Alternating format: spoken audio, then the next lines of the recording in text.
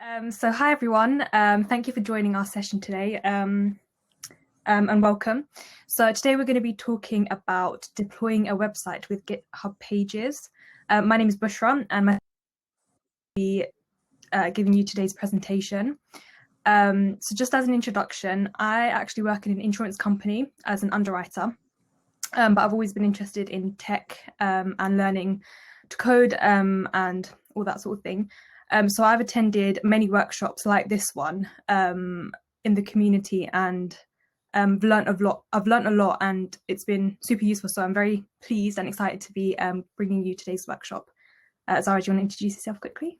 Yeah, sure. Thanks, Bushra. I'm Zahra. I am a bioinformatician. So I analyze genetic data using coding languages. So I really like being able to participate, just like Bushra said, in workshops like these, and also to deliver them to really build my own skills, as well as sharing knowledge with you guys, with everyone.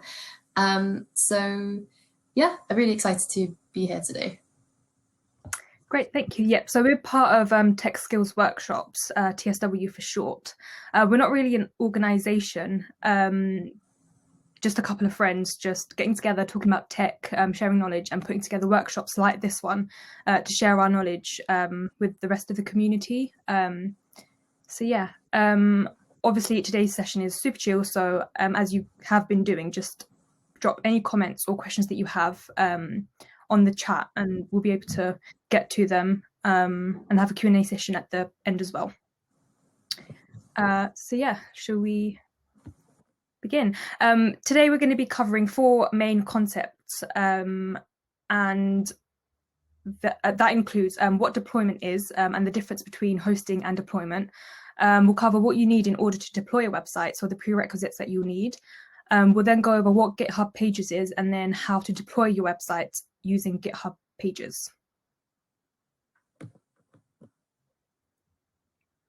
So the outcome, what do we want to achieve? We want to achieve translating our HTML or CSS files, so the code that we have, and we want to translate it to the website. So one way to do that is to deploy your code. And we're not going to be teaching you how to actually write the code for your website. We'll be teaching you how to translate that from your code into the website. It's mostly aimed at beginners, so hopefully you'll get something useful out of this. So what is a website and why would you need one? So obviously a website can be used for numerous things, and one of them might be having a personal website to show off your skills, any experience that you have, projects you've completed, or any coding languages that you're able to use, especially if you're looking for a tech role. That will be useful as an extension of your CV to showcase your skills in action. So just to take it back a step, as I've mentioned, the basic elements of a website are HTML and CSS files. HTML is the language used to code your website, and CSS is used to stylize. So that would tell you how you want your site to look like. So a website can be either static or dynamic. A static website is one which can't be changed. So every visitor of that site will get the same content. And if you revisit that website, it will remain the same. It won't be changed.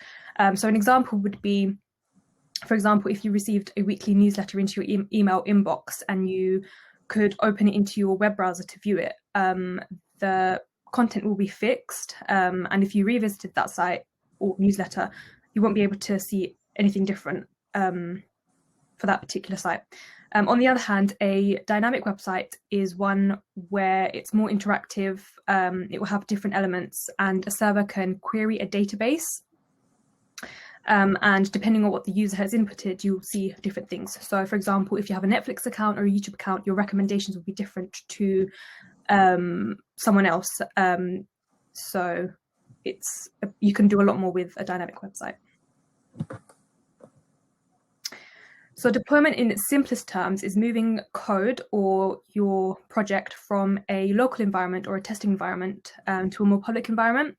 So if you, for example, are an artist and you had a home art studio, you'd obviously have your artwork in your studio and you'd be able to view it. When you're ready to share that with the rest of the world, you might go and hire a art gallery and move your work into the gallery so that visitors can come and view your work and see it. So that's similar to deployment because you're moving your project from a local environment to a more public environment.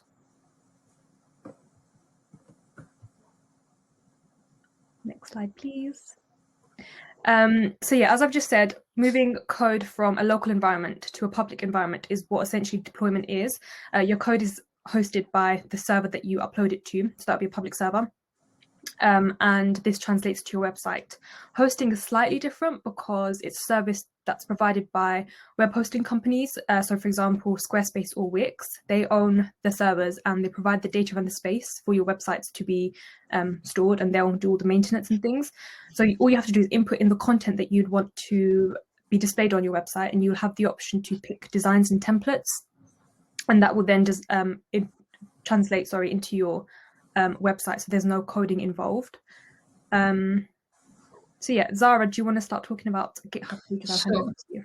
Yes, thank you, Bushra. So as Bushra was saying, this is exactly what GitHub Pages is. It is a static website hosting service that uses files in your GitHub account. So for example, your HTML, your CSS, or your JavaScript files to build a website and also then showcase it with the rest of the world. So GitHub Pages provides that storage space and that data and those servers to do that. So GitHub Pages, well, it's in the name. So GitHub Pages is a feature of GitHub. So it might be good just to give a quick overview of what this is. So many of you probably are already familiar with GitHub, but essentially it is an online place for you to store code and manage versions of it. So for example, if you were writing your dissertation for university and you were anything like me, you would have had several copies of your dissertation. So dissertation final version 1, dissertation final version 2, dissertation almost ready to submit, but not yet. So what GitHub does is it uses a specific language called Git to keep track of any changes made to a file or any of the files in your project. And it logs, so it keeps a record of all these changes and avoids the need for you to have several copies of that same file. GitHub is actually more than just a place to store code. It's really great for collaboration as well, to work with other members in the team, but I'll touch on this a little bit later. Another important point to note about GitHub is that any files associated to a particular project are stored in a GitHub repository, which is essentially just a folder. Okay, so let's go over these terms, local and remote repositories. So our GitHub repository is also called a remote repository. Remote because it's far away from our personal computer. However, files that we store in folders on our personal computer, we store them in folders or local repositories. So the idea is that we need to connect both our personal computer to our online GitHub repository. And the way we do this is we can use two commands. We can use Git Push and Git Pull. So just imagine you have all of your website building files on your personal computer. We need to push them to GitHub. So we use this command Git Push. Git Pull is the opposite. It will sync any changes that you've made to files in your online GitHub account with the same files that you've stored on your personal computer. But for the purposes of GitHub Pages, we have to first push our website files to our remote repository and then publish the site. Okay, so now we'll just very quickly demonstrate that. So in order to deploy a website with GitHub Pages, you will need, of course, a GitHub account. You will need your HTML, CSS, or JavaScript files for your website. And, well, you don't necessarily need a terminal. So you can simply drag and drop your files into the online user interface. But for this demonstration, I'm going to be using a terminal. And I'll be using Git Bash, which allows me to use bash commands and also Git commands for a Windows machine, but you can really use any terminal you like. Okay, so can everyone still see my screen? Bushra, can you still see it? Yep, I can see it. Great, so I'll open up Git Bash. The first thing I will do is I will go to my GitHub. So what I'm going to do, so I've gone into GitHub, I've already signed in, I'm now going to create a new repository. So I'm going to call it my portfolio, because the website that Bushra and I have generated kind of lists a bit of our experience, who we are, what we like to do, etc. So I'll give it a description. My first website. Okay, press public, and I'm going to create my repository. Great, I have a totally empty repository now on GitHub. These are just instructions on how to push and pull, but I'll go through it on the command line on Git Bash now. So if here I am. Okay, great. So what I'm doing now is I have my files for my website stored in this folder here. So I call it codebar gp demo. So I'm going to go cd into that directory using Git Bash. Okay.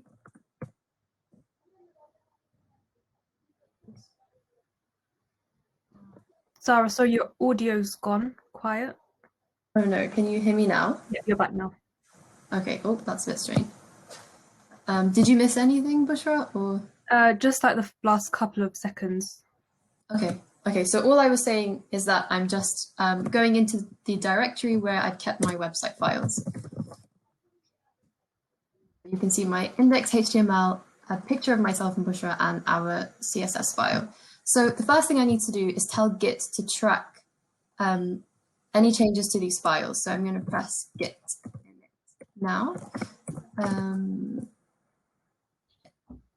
And now you can see this little blue main branch has come up in brackets. So all this means is that Git is now going to record any change that happens to any of these files. So next thing I'm going to do, in fact, I might just make this a bit bigger so you can see. Okay, so I'm going to press Git add. So what this is going to do is going to add all my files to the staging area. Okay, so I'm going to come back to this warning message in a minute. It's no problem at all. Okay, great. So I've just pressed Git status, and this tells me that I've added all the files to the staging area. I'm going to go back to the presentation now very quickly. So just to explain that warning message that Git has included for me. Basically, LF and CRLF are just different ways to indicate the end of a line in a file. LF is the Linux way of saying it, and CRLF is the Windows way of saying it. LF stands for line feed, CRLF is carriage return line feed. All Git is saying in this warning message is that it's going to retain the Windows formatting for the end of a line in my file. So yeah, that's all it is. Okay, let's go back here. So right, I've added it to the staging area. I'm now going to commit these files. So this -m would be my message, create first website. Okay, fantastic. So if I press Git state or type Git status now, you can see all my changes have been committed locally. So if I go back to my GitHub repository and press refresh, as you can see, it's still empty. So that's because we haven't really told our local computer that a remote repository exists and we haven't connected the two. So to do this, I'm going to do Git Remote Add Origin. So Origin is just the default name for your remote repository. You can call it anything. You can call it website, or you can call it unicorn if you wanted to. So the command is Git Remote Add Origin and the URL of my remote repository, which I've just copied now. Great. And I can just double check that Git has recognized or connected this remote repository to my local machine by running this command here. And great, you can see that origin with this URL is present. I'm not going to go into why there's two URLs, but this is just a handy way to check that your git remote command has worked properly. So now the only thing left to do is to push our changes up to our remote repository. So I'm going to do that by doing git push -u origin, which is the name of my remote, and main, which is the branch.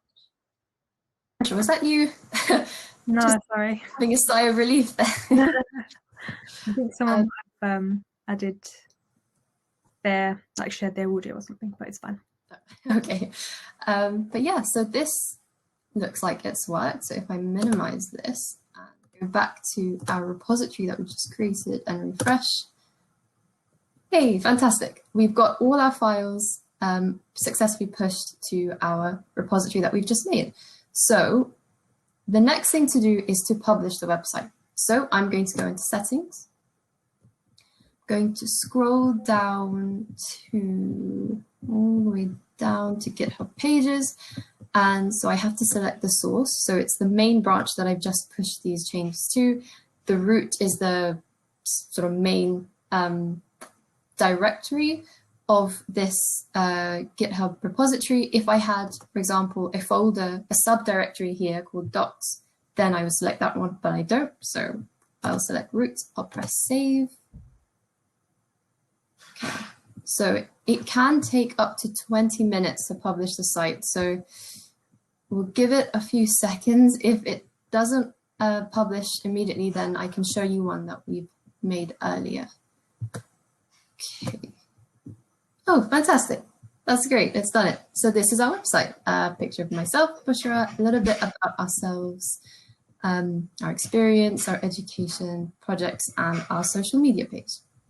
But of course, you know, this will depend on whatever way in which you've coded your HTML and CSS files. Okay, so I will minimize that and go back to our presentation. Okay, so now that you know how to deploy your GitHub Pages website, why should you use GitHub Pages in the first place? Well, as we've just seen, it's very quick and easy to set up. It doesn't take very long. It's completely free, so that's fantastic. So that means anybody with that URL at the top of the, well, in your browser that I've sort of just shown you, anybody with that URL will be able to access your website. So it's great that you can do that without having to pay anything. GitHub Pages is served over HTTPS, so it's quite a secure protocol. Also, unlike some other static or other free static website hosting services, GitHub Pages does not serve any ads. So you've got complete control of what's on your site. Anything that you've coded into your original HTML, CSS files are what's going to be appearing on your website, nothing else. And this is actually a very good advantage. So because GitHub Pages is so seamlessly integrated with GitHub, it means you can really benefit from the features of GitHub. So we mentioned that it's a really great way to collaborate with other people. So for example, if you had a whole team of people working on building a static website together, somebody wanted to make a change to your code and they opened up a pull request. If you accepted that pull request and accepted their changes, instantaneously this will reflect in your website. You don't have to do anything else. Likewise, if you find that you've pushed some changes of your some changes to your HTML CSS code, but say you just removed by accident a really important piece of your website, then you can very easily revert back to a previous commit and that will then be reflected in your website instantly. So that's what's quite handy about GitHub Pages. Another really useful feature is that you can create custom domains. So we'll go into that a little bit now. Okay, so I've just copied and pasted the URL that GitHub Pages has generated for my website. So as you can see, this last section here is the name of the GitHub repository. So it could be anything depending on what you call it. And this section here incorporates my GitHub username. This part of the URL is referred to as the domain.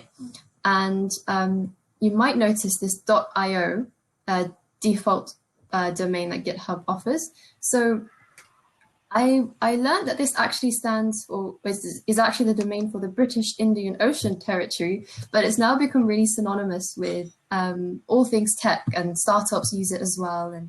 And so it's generally seen as quite cool to have in the tech space. But if it's not cool enough for you, you can change the domain. So the way in which you do this, you can just go to any site where you can purchase a domain. A very popular one is called GoDaddy. The prices kind of depend on the domain that you're choosing.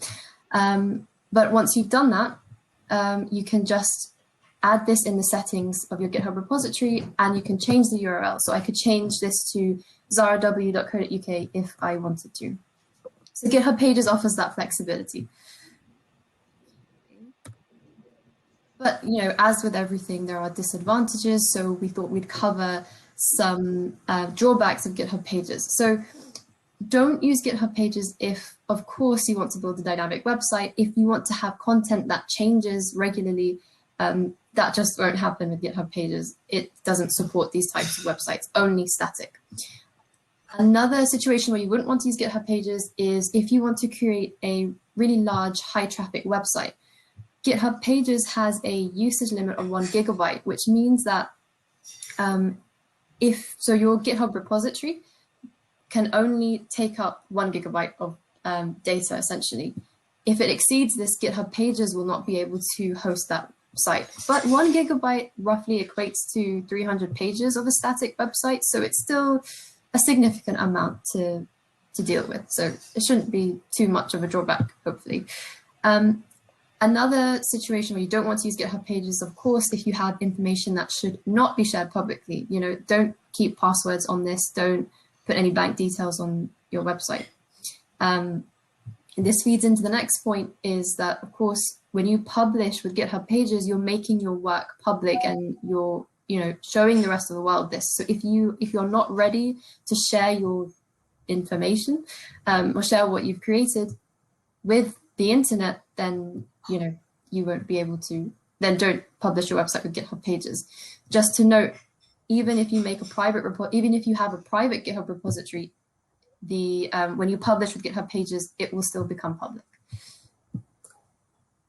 Okay, so I thought I'd just touch on Jekyll. So like the infamous duo Jekyll and Hyde, Jekyll and GitHub Pages are very closely connected to each other, but they are different. So Jekyll is a static site generator that supports GitHub Pages. So what it does is that it generates all the website files, the template, content, and data files for you. So you don't even need to code in HTML, CSS, or JavaScript at all. You just have to write the content of your website in simple Markdown. And once you've generated those files, you generate them locally, you push them to GitHub Pages, sorry, not GitHub Pages, you push them to GitHub, as we've seen. GitHub Pages will then host these files on their servers, and you have a lovely website. So Jekyll and other static site generators are just a great way to add a bit of extra oomph to your website. I can show you quickly, if I exit this for a second, I'll just show you how the sort of themes that you can expect from Jekyll. So I've just gone to the Jekyll website here, just press showcase, and let's just pick any. So for example, you can start making static websites like this. So the content is still going to be sort of unchanging, but you have some really cool graphics here that you can work with. And you can see you just got some extra features that you know, just make your website just that little bit flashier. And there's lots of themes to choose from with Jekyll. Okay, so I'll close that. Minimize this, go back to our presentation. Okay. Just to mention also, if you would prefer to code your sort of data files for your website, you can also do that with Jekyll. So Jekyll gives you that option. So it's kind of, it's a nice sort of in between. Okay, so Jekyll isn't the only static site generator out there. There's many static site generators. Jekyll is one of the most popular ones, but I've listed three of the popular ones as well. So Jekyll is the most popular because it's very simple to set up and deploy. It uses easy to learn languages such as Markdown, and there are plugins available. So plugins are just extra features you can add to your site. So for example, with Jekyll, you can add a specific tag for YouTube videos so that you can embed YouTube videos in your website. But in red, as you can see, it's not the fastest. Hugo would be sort of the next step up from this. It's actually one of the fastest SSGs around.